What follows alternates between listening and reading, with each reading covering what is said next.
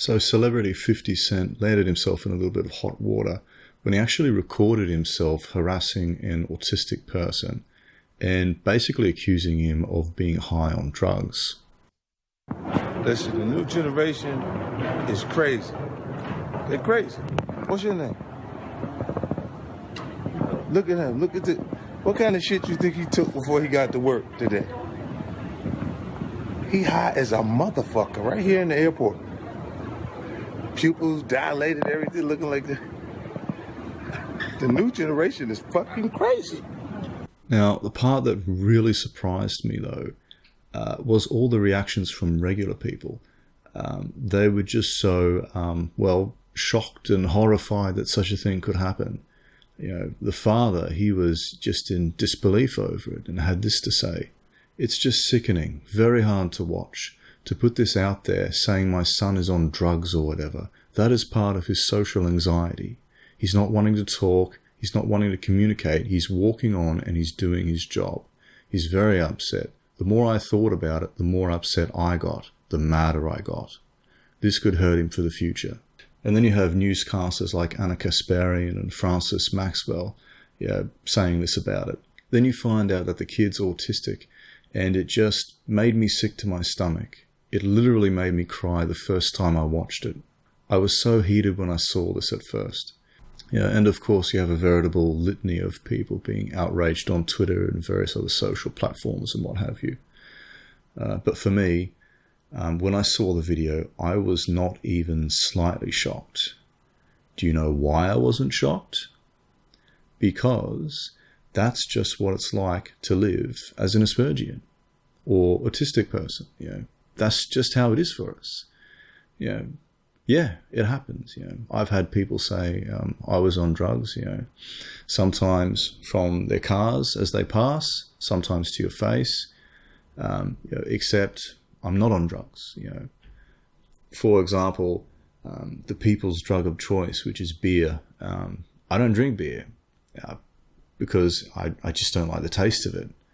And, that's how much I'm not on drugs.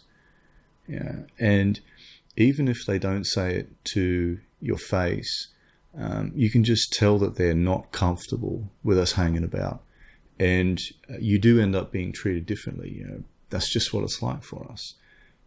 Sometimes you have to go out and, for example, get things like food or something from the store that you need. And people do look at you like you've got three heads.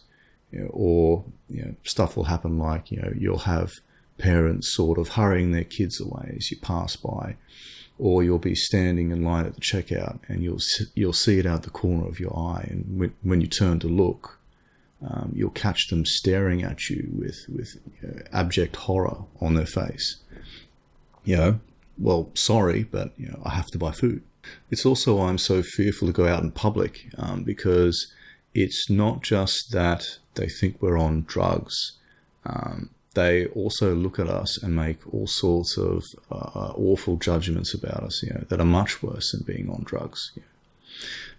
Ever since adulthood, there has never been a day where I felt safe going outside. And you tell people that haven't experienced it before, and you say to them, "Oh, hey, you have to be a little bit careful when you're out in public. If you come across the wrong person, you can get yourself into trouble." And they sort of look at you sideways and go, "Oh, no, I think you're being a little bit paranoid there." Well, hopefully people will see the video and take it a bit more seriously now. And all it took was a fucking celebrity to record themselves doing it. Now, people sometimes confuse social anxiety as being an intrinsic part of the spectrum, when in reality, it has nothing to do with the spectrum at all. The reason why it's so common is because we have to deal with stuff like this. Well, I think anyway. And, that's just how it is for us. Okay, for example, real life story time. I was at the park looking out for my sister. This was a long time ago, when a group of people came over and started yelling at me, "Fuck off." And They basically made all sorts of disgusting accusations about me. I'm not going to repeat them. They stayed there and they kept asking me, "Oh, are you going to fuck off?" Yeah, and they just kept getting angrier and angrier. And when they made their accusations, I said to them, look, I'm not. I'm just here to look out for my sister. And of course, because you look away and you don't make eye contact, they then think, oh yeah, he's lying. So basically, the odds aren't in your favor when you're up against a large group. And, basically they can just go around behind you and just grab your hair and just reef you down to the ground. And I did have long hair at the time. And, there's not much you can really do at that point. So yeah, I'm very lucky to still have the use of my left eye. Lucky they missed my spine and I wasn't paralyzed. Yeah, but I was pretty glad when the cops came and I stood upright, which was quite painful. And I went and shook his hand and started to explain what had happened. And you know what the first thing he said to me was? He asked me, have you been taking any drugs? If you're one of these people that judges others based on how they look, just cut it out. Okay? Just cut it the fuck out. No more. Stop fucking doing that. Okay? You can't measure a person by looks alone. You just can't. Okay? Just fucking stop it. Then there was talk about suing 50 Cent for $1 million. The amount, it does indeed sound ridiculous. But here's the thing about suing. If they did sue and win, it had the potential of setting a very clear legal precedent that says, hey, you can't make snap judgments and harass others by how they look. But it actually ended up a little bit differently, and 50 Cent had this to say about it. I want to turn this misunderstanding into an understanding. There are people that are ignored, mistreated, and neglected with disabilities that need our support.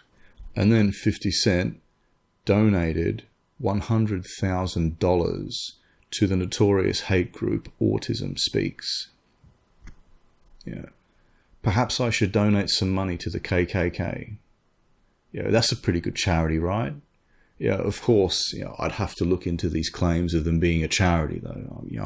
Fuck me, So he basically didn't learn anything the first time and just makes another snap judgment without the facts.